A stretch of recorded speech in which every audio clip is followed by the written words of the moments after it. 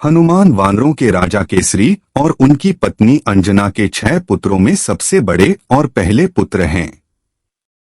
रामायण के अनुसार वे जानकी के अत्यधिक प्रिय हैं। इस धरा पर जिन 7 मनीषियों को अमरत्व का वरदान प्राप्त है, उनमें बजरंगबली भी हैं। हनुमान जी का अवतार भगवान राम की सहायता के लिए हुआ।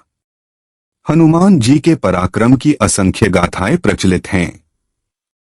इन्होंने जिस तरह से ज्योतिषियों के सटीक गणना के अनुसार हनुमान जी का जन्म 85,58,112 वर्ष पहले त्रेतायुग के अंतिम चरण में चैत्र पूर्णिमा को मंगलवार के दिन चित्रा नक्षत्र व मेष लग्न के योग में सुबह 6:03 बजे भारत देश में आज के हरियाणा राज्य के कैथल जिले में हुआ था, जिसे पहले कपिस्थल कहा जाता था। इन्हें बजरंगबली के रूप में जाना जाता है क्योंकि इनका शरीर एक वज्र की तरह है। वे पवन पुत्र के रूप में जाने जाते हैं। वायु अथवा पवन, हवा के देवता, ने हनुमान को पालने में महत्वपूर्ण भूमिका निभाई थी। मारुत संस्कृत मरुत का अर्थ हवा है। नंदन का अर्थ बेटा है। हिंदू पौराणिक कथाओं के अनुसार हनुमान मारुति अर्थात मारुतनंदन वायु का बेटे हैं। हनुमान जी के धर्म पिता वायु थे, इसी कारण उन्हें पवन पुत्र के नाम से भी जाना जाता है। बचपन से ही दिव्य होने के साथ साथ उनके अंदर असीमित शक्तियों का भंडार था। इनके जन्म के पश्चात एक दिन इनकी माता फल लाने के लिए इन्हें आश्रम में छोड़कर चली गईं। जब शिशु हनुमान को भूख लगी तो वे उदय होते हुए सूर्य को फल समझकर उसे खाने के लिए आकाश में उड़ने लगे। उनकी सहायता के लिए पवन भी बहुत तेजी से चला।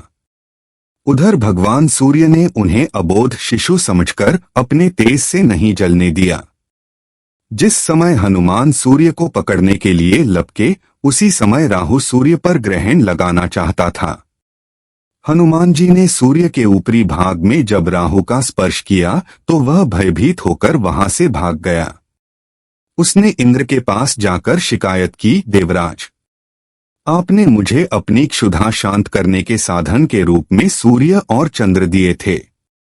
आज अमावस्या के दिन जब मैं सूर्य को ग्रस्त करने गया तब देखा कि दूसरा राहु सूर्य को पकड़ने जा रहा है। राहु की यह बात सुनकर इंद्र घबरा गए और उसे साथ लेकर सूर्य की ओर चल पड़े। राहु को देखकर हनुमान जी सूर्य को छोड़ राहु पर झपटे। राहु ने इंद्र को रक्षा के लिए पुकारा तो उन्होंने हनुमान जी पर वज्रायुध से प्रहार किया, जिससे वे एक पर्वत पर गिरे और उनकी बाईं ठुड्डी टूट गई। हनुमान की यह दशा देखकर वायुदेव को क्रोध आया। उन्होंने उसी क्षण अपनी गति रोक दिया। इससे संसार की कोई भी प्राणी सांस न ले सकी और सब पीड़ा से तड़पने लगे। तब सारे सुर, असुर, यक्ष, किन्नर आदि ब्रह्मा जी की शरण में गए। ब्रह्मा उन सबको लेकर वायुदेव के पास गए। वे मूर्छित हनुमान को गोद में लिए उदास बैठे थे। जब ब्रह्मा जी ने उन्हें जीवित किया तो वायुदेव ने अपनी गति का संचार करके सभी प्राणियों की पीड़ा दूर की। फिर ब्रह्मा जी ने कहा कि कोई भी शस्त्र इसके अंग को हानि नहीं कर सकता। इंद्र ने कहा कि इसका शरीर वज्र से भी कठोर होगा। सूर्यदेव ने कहा कि वे उसे अपने तेज का शतांश प्रदान करेंगे तथा शास्त्र मर्मज्ञ होने का भी आशीर्वाद दिया। वरुण ने कहा, मेरे पाश और जल से यह बालक सदा सुरक्षित रहेगा। यमदेव ने अवध्य और निरोग रहने का आशीर्वाद दिया। यक्षराज, कुबेर, विश्वकर्मा आदि देवों ने भी अमोघ वरदान दिए। यद्यपि वज्र के प्रभाव ने हनुमान की ठुड्डी पे कभी ना मिटने वाला चिन्ह छोड़ दिया। तदुपरांत जब हनुमान को सूर्य के महाज्ञानी होने का पता चला तो उन्होंने अपने शरीर को बड़ा करके सूर्य की कक्षा में रख दिया और सूर्य से विनती की कि वो उन्हें अपना शिष्य स्वीकार करें। मगर सूर्य ने उनका अनुरोध ये कहकर अस्वीकार कर दिया कि चूंकि वो अपने कर्म स्वरूप सदैव अपने रथ पे भ्रमण करते रहते हैं, अतः हनुमान प्रभावपूर्ण तरीके से शिक्षा ग्रहण नहीं कर पाएंगे। सूर्य देव की बातों से विचलित हुए बिना हनुमान ने अपने शरीर को और बड़ा करके अपने एक पैर को पूर्वी छोर पे और दूसरे पैर को पश्चिमी छोर पे रखकर पुनः सूर्य देव से विनती की और अंततः हनुमान के सतात्य दृढ़ता से प्रसन्न होकर सूर्य ने उन्हें अपना शिष्य स्वीकार कर लिया। तदोपरांत हनुमान ने सूर्य देव के साथ निरंतर भ्रमण करके अपनी शिक्षा ग्रहण की। शिक्षा पूर्ण होने के उपरांत हनुमान ने सूर्य देव से गुरुदक्षिणा लेने के लिए आग्रह किया, परंतु सूर्य देव ने ये कहकर मना कर दिया कि तुम जैसे समर्पित शिष्य को शिक्षा प्रदान करने में मैंने जिस आनंद की अनुभूति की है वो किसी गुरुदक्षिणा से कम नहीं है। परंतु हनुमान के पुनः आग्रह करने पर सूर्य देव ने गुरुदक्षिणा स्वरूप हनुमान को सुग्रीव धर्मपुत्र सूर्य की सहायता करने की आज्ञा दे दी। हनुमान के इच्छानुसार सूर्य देव का हनुमान को शिक्षा देना सूर्य देव के अनंत अनादि नित्य अविनाशी और कर्मसाक्षी होने का वर्णन करता है। हनुमान जी बालपन में बहुत नटखट थे। वो अपने इस स्वभाव से साधु संतों को सता देते थे। बहुधा वो उनकी पूजा सामग्री और आदि कई वस्तुओं को छीन झपट लेते थे। उनके इस नटखट स्वभाव से रुष्ट होकर साधुओं ने उन्हें अपनी शक्तियों को भूल जाने का एक लघु शाप दे दिया। इस शाप के प्रभाव से हनुमान अपनी सब शक्तियों को अस्थायी रूप से भूल जाते थे और पुनः किसी अन्य के स्मरण कराने पर ही उन्हें अपनी असीमित शक्तियों का स्मरण होता था। ऐसा माना जाता है कि अगर हनुमान शाप रहित होते तो रामायण में राम रावण युद्ध का स्वरूप पृथक भिन्न न्यारा ही होता। कदाचित वो स्वयं ही रावण सहित संपूर्ण लंका को समाप्त कर देते। रामायण के सुंदरकांड में हनुमान जी के साहस और देवाधीन कर्म का वर्णन किया गया है। हनुमान जी की भेंट राम जी से उनके वनवास के समय तब हुई जब राम जी अपने भ्राता लक्ष्मण के साथ अपनी पत्नी सीता की खोज कर रहे थे। सीता माता को लंकापति रावण छल से हरण करके ले गया था। सीता जी को खोजते हुए दोनों भ्राता शिमुख पर्वत के समीप पहुंच गए, जहां सुग्रीव अपने अनुयायियों के साथ अपने ज्येष्ठ भ्राता बाली से छिपकर रहते थे।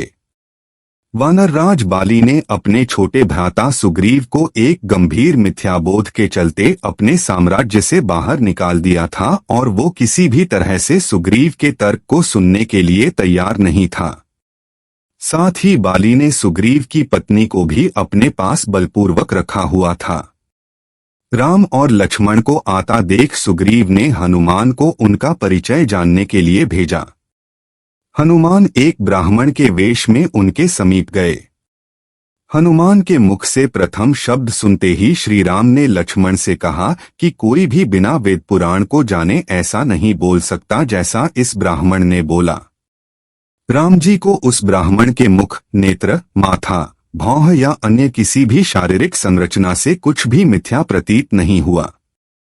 राम जी ने लक्ष्मण से कहा कि इस ब्राह्मण के मंत्रमुग्ध उच्चारण को सुनके तो शत्रु भी अस्त्र त्याग देगा। उन्होंने ब्राह्मण की ओर प्रसन्नता करते हुए कहा कि वो नरेश राजा निःसंकोच ही सफल होगा जिसके पास ऐसा गुप्तचर होगा। श्री राम के मुख से इन सब बातों को सुनकर हनुमान जी ने अपना वास्तविक रूप धारण किया और श्री राम के चरणों में नतमस्तक हो गए। श्री राम ने उन्हें उठाकर अपने हृदय से लगा लिया। उसी दिन एक भक्त और भगवान का हनुमान और प्रभु राम के रूप में अटूट और अनश्वर मिलन हुआ। तत्पश्चात हनुमान ने श्री राम और सुग्रीव की मित्रता करवाई। इसके पश्चात ही श्री राम ने बाली को मारकर सुग्रीव को उनका सम्मान और गौरव वापस दिलाया और लंका युद्ध में सुग्रीव ने अपनी वानर सेना के साथ श्री राम का सहयोग दिया। सीता माता की खोज में वानरों का एक दल दक्षिण तट पे पहुंच गया, मगर इतने विशाल सागर को लांघने का साहस किसी में भी नहीं था। स्वयं हनुमान भी बहुत चिंतित थे कि कैसे इस समस्या का समाधान निकाला जाए। उसी समय जामवंत और बाकी अन्य वानरों ने हनुमान को उनकी अद्भुत शक्तियों का स्मरण कराया। अपनी शक्तियों का स्मरण होते ही हनुमान ने अपना रूप विस्तार किया और पवन वेग से सागर को उड़ के पार करने लगे। रास्ते में उन्हें एक पर्वत मिला और उसने हनुमान से कहा कि उनके पिता का उसके ऊपर है। साथ ही उस पर्वत ने हनुमान से थोड़ा विश्राम करने का भी आग्रह किया, मगर हनुमान ने किंचित मात्र भी समय व्यर्थ न करते हुए पर्वतराज को धन्यवाद किया और आगे बढ़ चले। आगे चलकर उन्हें एक राक्षसी मिली जिसने कि उन्हें अपने मुख में घुसने की चुनौती दी। परिणामस्वरूप हनुमान ने उस राक्षसी की चुनौती को स्वीकार किया और बड़ी ही चतुराई से अति लघु रूप धारण करके राक्षसी के मुख में प्रवेश करके बाहर आ गए। अंत में उस राक्षसी ने संकोचपूर्वक ये स्वीकार किया कि वो उनकी बुद्धिमत्ता की परीक्षा ले रही थी। आखिरकार हनुमान सागर पार करके लंका पहुंचे और लंका की शोभा और सुंदरता को देखकर आश्चर्यचकित रह गए और उनके मन में इस बात का दुख भी हुआ कि यदि रावण नहीं माना तो इतनी सुंदर लंका का सर्वनाश हो जाएगा। तत्पश्चात हनुमान ने अशोक वाटिका में सीता जी को देखा और उनको अपना परिचय बताया। साथ ही उन्होंने माता सीता को सांत्वना दी और साथ ही वापस प्रभु श्री राम के पास साथ चलने का आग्रह भी किया, मगर माता सीता ने ये कहकर अस्वीकार कर दिया कि ऐसा होने पर श्री राम के पुरुषार्थ को ठेस पहुंचेगी। हनुमान ने माता सीता को प्रभु श्री राम के संदेश का ऐसे वर्णन किया जैसे कोई महान ज्ञानी लोगों को ईश्वर की महानता के बारे में बताता है। माता सीता से मिलने के पश्चात हनुमान प्रतिशोध लेने के लिए लंका को तहस-नहस करने लगे। उनको बंदी बनाने के लिए रावण पुत्र मेघनाद इंद्रजीत ने ब्रह्मास्त्र का प्रयोग किया। ब्रह्मा जी का सम्मान करते हुए हनुमान ने स्वयं को ब्रह्मास्त्र के बंधन में बंधने दिया। साथ ही उन्होंने विचार किया कि इस अवसर का लाभ उठाकर वो लंका के विख्यात रावण से मिल भी लेंगे और उसकी शक्ति का अनुमान भी लगा लेंगे। इन्हीं सब बातों को सोचकर हनुमान ने स्वयं को रावण के समक्ष बंदी बनकर उपस्थित होने दिया। जब उन्हें रावण के समक्ष लाया गया तो उन्होंने रावण को प्रभु श्री राम का चेतावनी भरा संदेश सुनाया और साथ ही ये भी कहा कि यदि रावण माता सीता को आदरपूर्वक प्रभु श्री राम को लौटा देगा तो प्रभु उसे क्षमा कर देंगे। क्रोध में आकर रावण ने हनुमान को मृत्यु दंड देने का आदेश दिया, मगर रावण के छोटे भाई विभीषण ने ये कहकर बीच बचाव किया कि एक दूत को मारना आचार संहिता के विपरीत है। ये सुनकर रावण ने हनुमान की पूंछ में आग लगाने का आदेश दिए। जब रावण के सैनिक हनुमान की पूंछ में कपड़ा लपेट रहे थे तब हनुमान ने अपनी पूंछ को खूब लंबा कर लिया और सैनिकों को कुछ समय तक परेशान करने के पश्चात पूंछ में आग लगाने का अवसर दे दिया। पूंछ में आग लगते ही हनुमान ने बंधन मुक्त होकर लंका को जलाना शुरू कर दिया और अंत में पूंछ में लगी आग को समुद्र में बुझाकर वापस प्रभु श्री राम के पास आ गए। लंका युद्ध में जब लक्ष्मण मूर्छित हो गए थे तब हनुमान जी को ही द्रोणागिरी पर्वत पर से संजीवनी बूटी लाने भेजा गया, मगर वो बूटी को भली भांति पहचान नहीं पाए और पुनः अपने पराक्रम का परिचय देते हुए वो पूरा द्रोणागिरी पर्वत ही रणभूमि में उठा लाए और परिणामस्वरूप लक्ष्मण के प्राण की रक्षा की। भावुक होकर श्री राम ने हनुमान को हृदय से लगा लिया और बोले कि हनुमान, तुम मुझे भ्राता भरत की भांति ही प्रिय हो।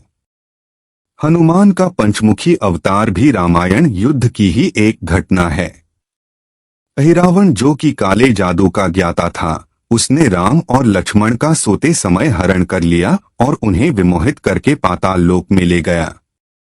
उनकी खोज में हनुमान भी पाताल लोक पहुंच गए। पाताल लोक के मुख्य द्वार एक युवा प्राणी मकरध्वज पहरा देता था, जिसका आधा शरीर मछली का और आधा शरीर वानर का था। मकरध्वज के जन्म की कथा भी बहुत रोचक है। यद्यपि हनुमान ब्रह्मचारी थे मगर मकरध्वज उनका ही पुत्र था। लंका दहन के पश्चात जब हनुमान पूंछ में लगी आग को बुझाने समुद्र में गए तो उनके पसीने की बूंद समुद्र में गिर गई। उस बूंद को एक मछली ने पी लिया और वो गर्भवती हो गई। इस बात का पता तब चला जब उस मछली को अहिरावण की रसोई में लाया गया। मछली के पेट में से जीवित बचे उस विचित्र प्राणी को निकाला गया। अहिरवण ने उसे पाल कर बड़ा किया और उसे पातालपुरी के द्वार का रक्षक बना दिया। हनुमान इन सभी बातों से अनभिज्ञ थे। यद्यपि मकरध्वज को पता था कि हनुमान उसके पिता हैं, मगर वो उन्हें पहचान नहीं पाया क्योंकि उसने पहले कभी उन्हें देखा नहीं था। जब हनुमान ने अपना परिचय दिया तो वो जान गया कि ये मेरे पिता हैं, मगर फिर भी उसने हनुमान के साथ युद्ध करने का निश्चय किया क्योंकि पातालपुरी के द्वार की रक्षा करना उसका प्रथम कर्तव्य था। हनुमान ने बड़ी आसानी से उसे अपने अधीन कर लिया और पातालपुरी के मुख्य द्वार पर बांध दिया। पातालपुरी में प्रवेश करने के पश्चात हनुमान ने पता लगा लिया कि अहिरावण का वध करने के लिए उन्हें 5 दीपकों को एक साथ बुझाना पड़ेगा। अतः उन्होंने पंचमुखी अवतार श्री वराह, श्री नरसिम्हा, श्री गरुण, श्री हयग्रीव और स्वयं धारण किया और एक साथ में 5 दीपकों को बुझाकर अहिरावण का अंत किया। अहिरावण का वध होने के पश्चात हनुमान ने प्रभु श्री राम के आदेशानुसार मकरध्वज को पातालपुरी का नरेश बना दिया। युद्ध समाप्त होने के साथ ही श्री राम का 14 वर्ष का वनवास भी समाप्त हो चला था। तभी श्री राम को स्मरण हुआ कि यदि वो वनवास समाप्त होने के साथ ही अयोध्या नहीं पहुंचे तो भरत अपने प्राण त्याग देंगे। साथ ही उनको इस बात का भी आभास हुआ कि उन्हें वहां वापस जाने में अंतिम दिन से थोड़ा विलंब हो जाएगा। इस बात को सोचकर श्री राम चिंतित थे, मगर हनुमान ने अयोध्या जाकर श्री राम के आने की जानकारी दी और भरत के प्राण बचाकर श्री राम को चिंता मुक्त किए। अयोध्या में राज्याभिषेक होने के बाद प्रभु श्री राम ने उन सभी को सम्मानित करने का निर्णय लिया जिन्होंने लंका युद्ध में रावण को पराजित करने में उनकी सहायता की थी। उनकी सभा में एक भव्य समारोह का आयोजन किया गया जिसमें पूरी वानर सेना को उपहार देकर सम्मानित किया गया। हनुमान को भी उपहार लेने के लिए बुलाया गया। हनुमान मंच पर गए मगर उन्हें उपहार की कोई जिज्ञासा नहीं थी। हनुमान को ऊपर आता देखकर भावना से अभिप्लुत श्री राम ने उन्हें गले लगा लिया और कहा कि हनुमान ने अपनी निश्चल सेवा और पराक्रम से जो योगदान दिया है उसके बदले में ऐसा कोई उपहार नहीं है जो उनको दिया जा सके। मगर अनुराग स्वरूप माता सीता ने अपना एक मोतियों का हार उन्हें भेंट किया। उपहार लेने के उपरांत हनुमान माला के एक एक मोती को तोड़कर देखने लगे। ये देखकर सभा में उपस्थित सदस्यों ने उनसे इसका कारण पूछा तो हनुमान ने कहा कि वो ये देख रहे हैं मोतियों के अंदर उनके प्रभु श्री राम और माता सीता हैं कि नहीं, क्योंकि यदि वो इनमें नहीं हैं तो इस हार का उनके लिए कोई मूल्य नहीं है। ये सुनकर कुछ लोगों ने कहा कि हनुमान के मन में प्रभु श्री राम और माता सीता के लिए उतना प्रेम नहीं है जितना कि उन्हें लगता है। इतना सुनते ही हनुमान ने अपनी छाती चीर के लोगों को दिखाई और सभी ये देखकर स्तब्ध रह गए कि वास्तव में उनके हृदय में प्रभु श्री राम और माता सीता की छवि विद्यमान थी। इंद्र के वज्र से हनुमान जी की ठुड्डी संस्कृत में हनु टूट गई थी, इसलिए उनको हनुमान का नाम दिया गया। इसके अलावा ये अनेक नामों से प्रसिद्ध है, जैसे बजरंग बली, मारुति, अंजनी सुत, पवन पुत्र, संकट मोचन, केसरी नंदन, महावीर, कपीश, शंकर सुवन आदि। हिंदू महाकाव्य रामायण के अनुसार हनुमान जी को वानर के मुख वाले अत्यंत बलिष्ठ पुरुष के रूप में दिखाया जाता है। इनका शरीर अत्यंत मांसल एवं बलशाली है। उनके कंधे पर जनेऊ लटका रहता है। हनुमान जी को मात्र एक लंगोट पहने अनावृत शरीर के साथ दिखाया जाता है। वह मस्तक पर स्वर्ण मुकुट एवं शरीर पर स्वर्ण आभूषण पहने दिखाए जाते हैं।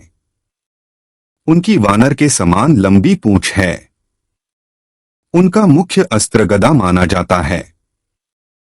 उनके मुख पर जो तेज है वह अतुलनीय है।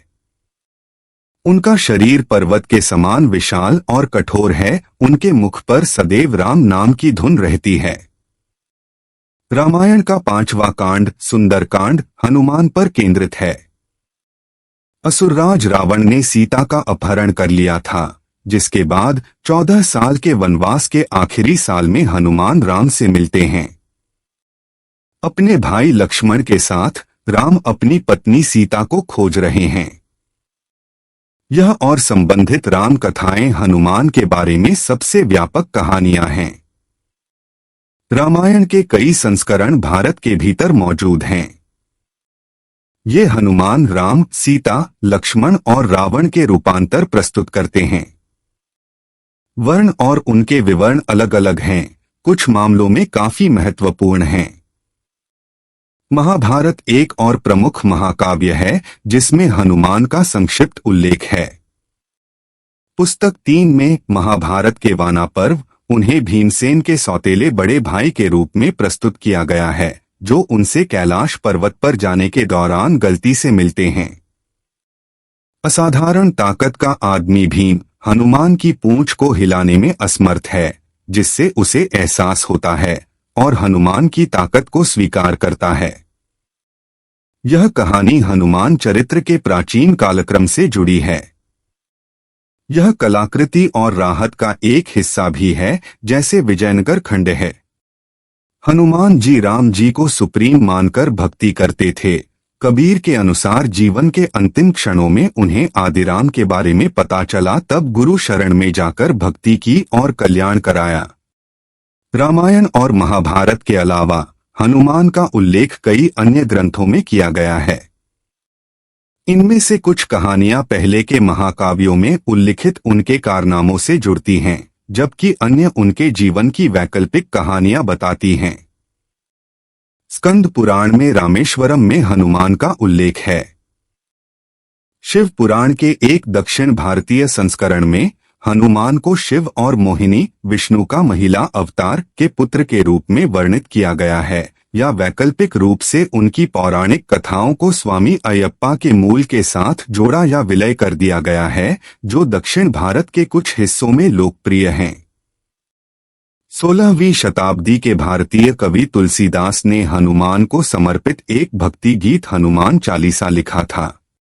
उन्होंने हनुमान के साथ आमने सामने मुलाकात करने का दावा किया। इन बैठकों के आधार पर उन्होंने रामचरितमानस, रामायण का एक अवधी भाषा संस्करण लिखा। हनुमान और देवी काली के बीच संबंध का उल्लेख कृतिवसी रामायण में मिलता है। उनकी बैठक रामायण के युधिष्ठिर में माहिरावन की कथा में होती है। माहिरावन रावण का विश्वसनीय मित्र बटा भाई था। अपने बेटे मेघनाथ के मारे जाने के बाद रावण ने राम और लक्ष्मण को मारने के लिए पाताल लोक के राजा महिरावन की मदद ली। एक रात महिरावन ने अपनी माया का उपयोग करते हुए विभीषण का रूप धारण किया और राम के शिविर में प्रवेश किया। वहां उन्होंने वानर सेना पर निंद्रा मंत्र डाला, राम और लक्ष्मण का अपहरण किया और उन्हें पाताल लोक ले गए। वह देवी के एक अनुगामी भक्त थे और रावण ने उन्हें अयोध्या के बहादुर सेनानियों को देवी को बलिदान करने के लिए मना लिया, जिसके लिए माहिरावन सहमत हुए। हनुमान ने विभीषण से पाताल का रास्ता समझने के बाद अपने प्रभु को बचाने के लिए जल्दबाजी की। अपनी यात्रा के दौरान उन्होंने मकरध्वज से मुलाकात की, जिन्होंने हनुमान के पुत्र होने का दावा किया। उनके पसीने से पैदा हुआ था, जो एक मगरमच्छ द्वारा खाया गया था। हनुमान ने उसे हरा दिया और उसे बांध दिया और महल के अंदर चले गए। वहां उसकी मुलाकात चंद्रसेन से हुई, जिसने बलिदान और अहिरावण को मारने के तरीके के बारे में बताया। तब हनुमान ने मधुमक्खी के आकार को छोटा किया और महाकाली की विशाल मूर्ति की ओर बढ़ गए। उसने उसे राम को बचाने के लिए कहा और भयंकर माता देवी ने हनुमान की जगह ले ली, जबकि वह नीचे फिसल गया था। जब महावीर ने राजकुमार ऋषियों को झुकने के लिए कहा तो उन्होंने इनकार कर दिया, क्योंकि वे शाही वंश के थे और झुकना नहीं जानते थे। इसलिए जैसे ही माहिरावण उन्हें झुकाने का तरीका दिखाने वाले थे, हनुमान ने अपना पंचमुख रूप गरुड़, नरसिंह, वराह, हयग्रीव और स्वयं के सिर के साथ लिया। प्रत्येक सिर एक विशेष प्रतीक को दर्शाता है। हनुमान साहस और शक्ति, नरसिंह निडरता, गरुड़ जादुई कौशल और नाग के काटने, वराह स्वास्थ्य और भूत भगाने और शत्रुओं पर विजय प्राप्त करने की शक्ति, 5 दिशाओं में 5 तेल के दीपक फूंक दिए और माहिरावन का सिर काट दिया, जिससे उसकी मृत्यु हो गई। बाद में उन्होंने श्री राम और लक्ष्मण को अपने कंधों पर लिया और जब उन्होंने श्री राम के बाहर उड़ान भरी तो उन्होंने मकरध्वज को अपनी पूंछ से बंधा देखा। उन्होंने तुरंत हनुमान को उन्हें पाताल का राजा बनाने का आदेश दिया। अहिरावण की कहानी पूरब के रामायणों में अपना स्थान पाती है। यह कृतिवश द्वारा लिखित रामायण के बंगाली संस्करण में पाया जा सकता है। इस घटना के बारे में बात करने वाले मार्ग को महिराबोनपाला के नाम से जाना जाता है। यह भी माना जाता है कि हनुमान से प्रसन्न होने के बाद देवी काली ने उन्हें अपने द्वारपाल या द्वारपाल होने का आशीर्वाद दिया और इसलिए देवी के मंदिर के प्रवेश द्वार के दोनों ओर भैरव और हनुमान पाए जाते हैं। हनुमान तिब्बती, दक्षिण पश्चिम चीन और खोतानी, पश्चिम चीन, मध्य एशिया और उत्तरी ईरान रामायण के संस्करणों में एक बौद्ध चमक के साथ दिखाई देते हैं। खोतानी संस्करणों में जातक कथाएं जैसे विषय होते हैं, लेकिन आमतौर पर हनुमान की कहानी और चरित्र में हिंदू ग्रंथों के समान होते हैं। तिब्बती संस्करण अधिक सुशोभित है और जाट का चमक को शामिल करने के प्रयासों के बिना। इसके अलावा तिब्बती संस्करण में हनुमान जैसे राम और सीता के बीच प्रेम पत्र रखने वाले उपन्यास तत्व दिखाई देते हैं। हिंदू संस्करण के अलावा जिसमें राम सीता को एक संदेश के रूप में उनके साथ शादी की अंगूठी भेजते हैं। इसके अलावा तिब्बती संस्करण में राम ने हनुमान को चिट्ठियों के माध्यम से उनके साथ अधिक बार नहीं होने के लिए कहा, जिसका अर्थ है कि बंदरदूत और योद्धा एक सीखा जा रहा है जो पढ़ और लिख सकता है। विमल सूरी द्वारा लिखे गए रामायण के जैन संस्करण पौंचर्यु पद्मचरित में हनुमान का उल्लेख एक दिव्य वानर के रूप में नहीं, बल्कि एक विद्याधरा, एक अलौकिक प्राणी, जैन ब्रह्मांड विज्ञान में मृगमरीचिका के रूप में किया गया है। वह पवंती, पवन देवता और अंजना सुंदरी के पुत्र हैं। अंजना अपने ससुराल वालों द्वारा निर्वासित होने के बाद एक जंगल की गुफा में हनुमान को जन्म देती है। उसके मामा ने उसे जंगल से बचाया। अपने विमना पर सवार होते हुए अंजना गलती से अपने बच्चे को एक चट्टान पर गिरा देती है। हालांकि चट्टान नदारद होने के बावजूद बच्चा अधूरा रह गया। बच्चे की परवरिश हनुरहा में हुई है। हिंदू ग्रंथ में प्रमुख अंतर हैं। हनुमान जैन ग्रंथों में एक अलौकिक व्यक्ति हैं। राम एक पवित्र जैन हैं जो कभी किसी को नहीं मारते हैं, और यह लक्ष्मण हैं जो रावण को मारते हैं। हनुमान उनसे मिलने और उनके बारे में जानने के बाद राम के समर्थक बन जाते हैं। रावण द्वारा सीता का अपहरण। वह राम की ओर से लंका जाता है, लेकिन रावण को सीता को छोड़ने के लिए मना नहीं पाता है। अंततः वह रावण के खिलाफ युद्ध में राम के साथ जुड़ जाता है और कई वीर कर्म करता है। बाद में जैन ग्रंथ जैसे कि उत्तर पुराण 9वीं शताब्दी सी, गुणभद्र और अंजनाप वनंजय 12वीं शताब्दी सी एक ही कहानी बताते हैं। जैन रामायण कथा के कई संस्करणों में हनुमान को समझाने वाले मार्ग हैं और राम जैन धर्म में पौमा कहलाते हैं। इन संस्करणों में हनुमान अंततः सभी सामाजिक जीवन को त्याग कर जैन सन्यासी बन जाते हैं। सिख धर्म में हिंदू भगवान राम को श्री रामचंद्र के रूप में संदर्भित किया गया है और एक सिद्ध के रूप में हनुमान की कहानी प्रभावशाली रही है। 1699 में मार्शल सिख खालसा आंदोलन के जन्म के बाद 18वीं और 19वीं शताब्दी के दौरान हनुमान खालसा द्वारा श्रद्धा की प्रेरणा और उद्देश्य थे। कुछ खालसा रेजिमेंट हनुमान छवि के साथ युद्ध के मैदान में लाई गईं। हिरदा राम भल्ला द्वारा रचित हनुमान नाटक और कविकान द्वारा दास गुर कथा जैसे सिख ग्रंथ हनुमान के वीर कर्मों का वर्णन करते हैं। लुई फेनच के अनुसार सिख परंपरा में कहा गया है कि गुरु गोविंद सिंह हनुमान नाटक के प्रिय पाठक थे। रामायण के गैर भारतीय संस्करण मौजूद हैं, जैसे थाई रामायण। रामायण के इन संस्करणों के अनुसार मैक्चनु सुवर्णमचा द्वारा जन्मे हनुमान के पुत्र हैं। जब रावण के महल में आग लगाने के बाद हनुमान उड़ते हैं, अत्यधिक गर्मी से उनका शरीर और समुद्र में गिरने पर उनके पसीने की एक बूंद जो एक शक्तिशाली मछली द्वारा खाई जाती है, उसने स्नान किया और उसने रावण की बेटी मच्चनु को जन्म दिया। एक अन्य किंवदंती में कहा गया है कि मत्स्यराज, जिसे मकरध्वज या मत्स्यगर्भा के नाम से भी जाना जाता है, नामक एक राक्षसी उनके पुत्र होने का दावा करती है। मत्स्यराज का जन्म इस प्रकार बताया गया है। एक मछली मत्स्य को हनुमान के पसीने की बूंदों से लगाया गया था जब वह समुद्र में स्नान कर रही थी। दक्षिण पूर्व एशियाई ग्रंथों में हनुमान बर्मीज रामायण में विभिन्न तरीकों से उत्तर भारतीय हिंदू संस्करण से भिन्न होते हैं, जैसे कि राम यगन अलोंग राम थायगिन अराकानी बोली में, राम वटु और राम थायीन मलय रामायण जैसे हिकायत श्री राम और हिकायत महाराजा रावण और रामायण जैसे थाई रामायण। हालांकि कुछ मामलों में कहानी के पहलू हिंदू संस्करणों और रामायण के बौद्ध संस्करणों के समान हैं, जो भारतीय उपमहाद्वीप में कहीं और पाए जाते हैं। वाल्मीकि रामायण मूल पवित्र ग्रंथ है। अन्य लोगों को लोक नृत्य की तरह कला प्रदर्शन के लिए कवियों द्वारा संस्करण संपादित किए जाते हैं। रामायण की सच्ची कहानी वाल्मीकि है। ऋषि वाल्मीकि को आदिकवि पहला कवि के रूप में जाना जाता है।